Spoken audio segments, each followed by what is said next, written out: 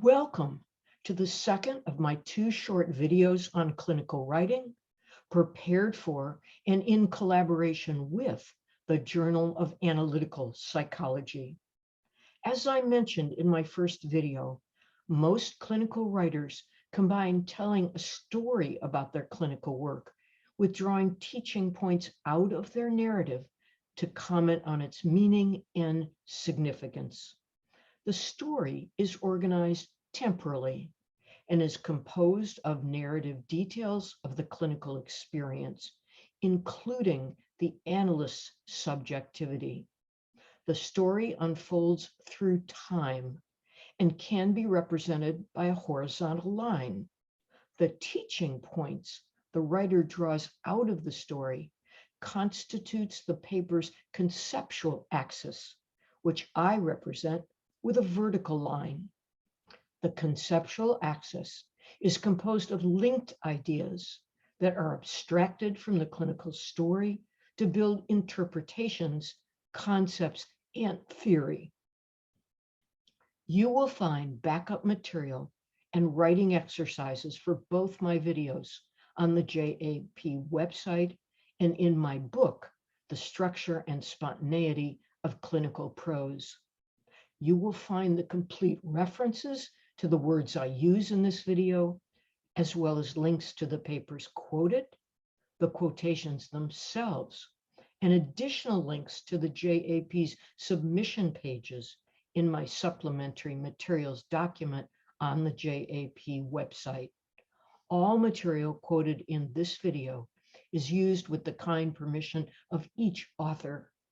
I am grateful to them and to John Wiley & Sons, publishers of the Journal of Analytical Psychology, for their permission as well. As a clinical writer, you work along both the narrative and conceptual axes, although you may favor one over the other in a given paper. By paying more attention to the clinical story than the concepts and theory you apply to interpret them, or vice versa.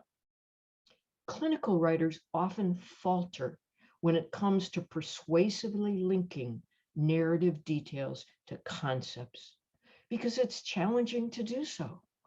You have to build up gradually, or stepwise, as I call it, from narrative details to interpretations, concepts, and theory. In this video, I will show you how Judith Pickering uses a clinical story to introduce a number of ideas that make up the conceptual axis of her paper, Who's Afraid of the Wolf Couple, an interlocking traumatic scene. I will begin with the first narrative details she presents about the wolf couple, and I quote, "Mimi rang me to make an appointment for the couple therapy, explaining, my partner Stephen and I have been going out for 9 months, but it seems we've reached a bit of a dead end. I need to know what Stephen's intentions are, so I don't waste any more time flogging a dead horse." End quote. Notice Pickering's use of Mimi's own words, which give her away. To continue, and I quote, "Mimi, an elegantly dressed Chinese woman in her mid-30s, dragged a rather reluctant suitor into the consulting room. Before we had a chance to settle in our seats, she announced in a slightly impervious tone that if Stephen didn't propose by the end of the hour, it would confirm her worst fears. This somewhat tall order for our first therapy session had me sit bolt upright in the edge of my seat, while Stephen slumped down into his chair as if wishing the very fabric would swallow him." End quote. Notice how Pickering gives us the visual details of the scene. Details of Mimi's dress and age and character are revealed through the telling words dragged and announced in a slightly imperious tone. Pickering sees Stephen as a reluctant suitor, who slumps down in his chair as if wishing the very fabric would swallow him. Her restrained description of what Mimi expects as a, quote, somewhat tall order, end quote, makes me smile. Pickering also lets us know how that order affects her. She sits bolt upright on the edge of her seat. It's as if Pickering has written a script for a play. It's complete with dialogue, character description, and implied stage directions. All the actors will know how to play their parts. Because she writes this way, I can see what she sees. She also gives us access to her inner experience. The opening narrative sequence has all the marks of an immediate scene, which I believe is the star of narrative writing and introduced in my first JAP video. I will continue now with Pickering's description of Mimi, and I quote, rolling her eyes in response to Stephen's downcast look, she responded, thought so, just what I expected. It was all too apparent that my agency would be deemed utterly ineffectual if this proposal didn't get delivered according to her set romantic formula by the end of the hour. Under the surveillance of her gaze of appraisal and attempting to wriggle out from the projection of fairy godmother matchmaker, I suggested perhaps we might give ourselves a bit of breathing space to ponder what might be going on behind the scenes, and it might take a little longer than one session, end quote. Pickering continues to play out this scene just as skillfully as she began it. And when it comes to an end, she offers these interpretations to her readers.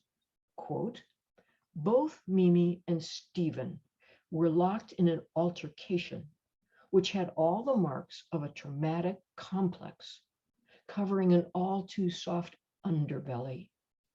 Underneath Mimi's fantasy of being adored as the Princess Bride, and Stephen's fantasy of being a dashing athletic hero, both were alike, more alike than met the eye.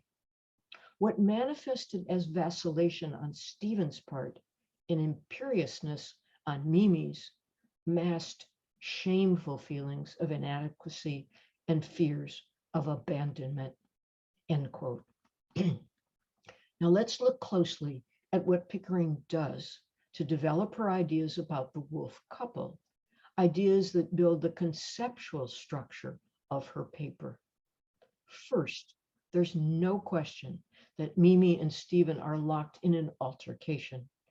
What gets interesting is how Pickering sees this altercation as, quote, a traumatic complex covering an all too soft underbelly, end quote. Now that's an idea you could apply to a couple you might see. To ground her idea in the specifics of this couple, Pickering explains the fantasies Mimi and Stephen each hold respectively of being the Princess Bride and the dashing athletic hero. Now your patients will hold their own fantasies, but Pickering's analysis may give you some ideas. Stephen's vacillation and Mimi's seeming imperiousness cover, quote, shameful feelings of inadequacy and fears of abandonment, end quote.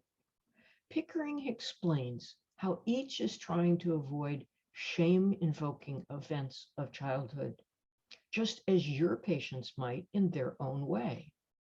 A little later in her paper, Pickering introduces the idea of traumatic memory systems and explains how, quote, they tend to be organized in the form of a particular scene, end quote. And she calls such a scene, as it applies to the individual's own intrapsychic object relational internal world, an intralocking traumatic scene. She goes on to explain that when two intralocking scenes belonging to each partner become activated in the intersubjective dynamics of their relationship, they give rise to the interlocking traumatic scene.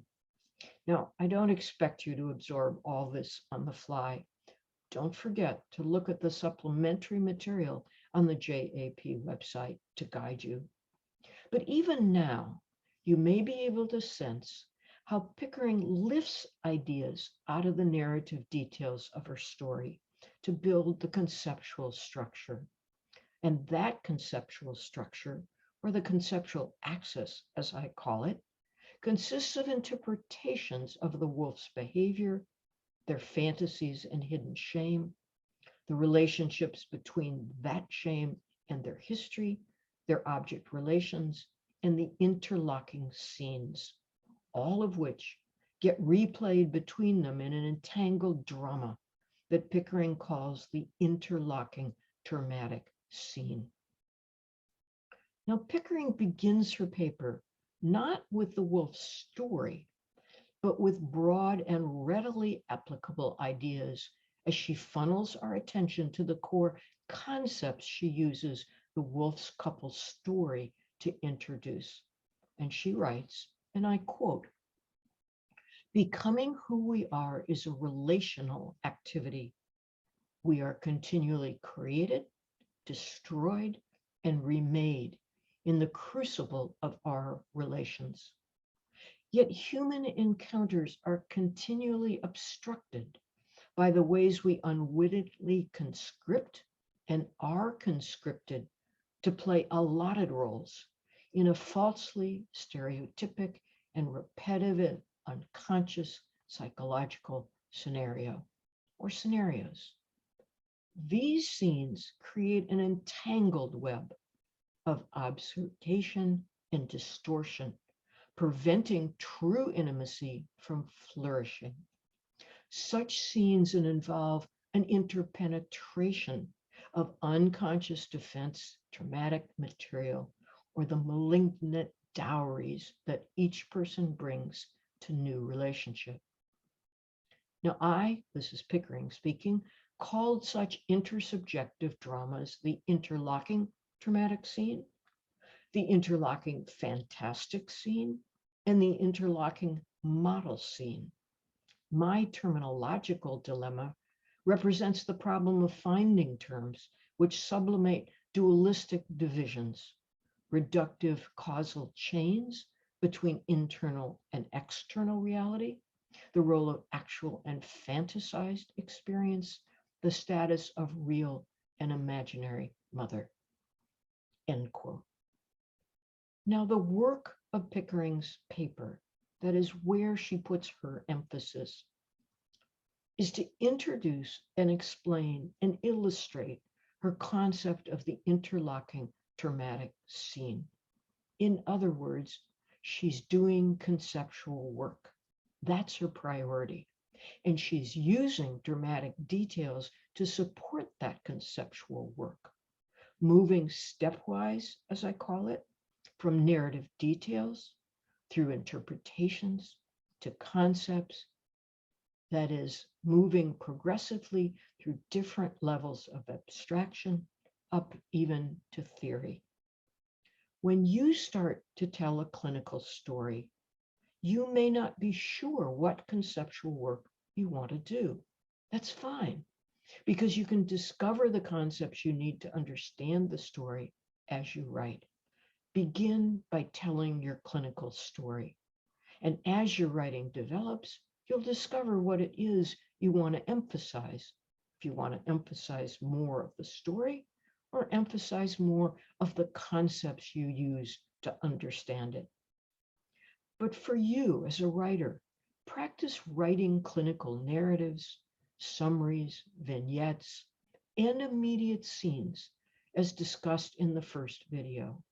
Start there because we need more papers that are rich, evocative, and experience near narratives, especially ones that include an immediate scene and give readers access to the analyst's experience. So write your story first. That's where to begin. And when you're ready, step back and see what you want to draw out, like teaching points from the story.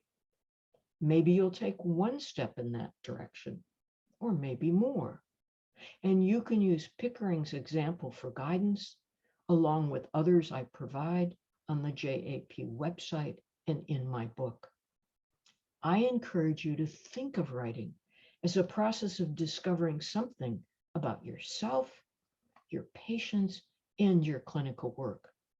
Even writing in response to a short exercise can deepen your clinical practice. So I encourage you to write on and court surprise.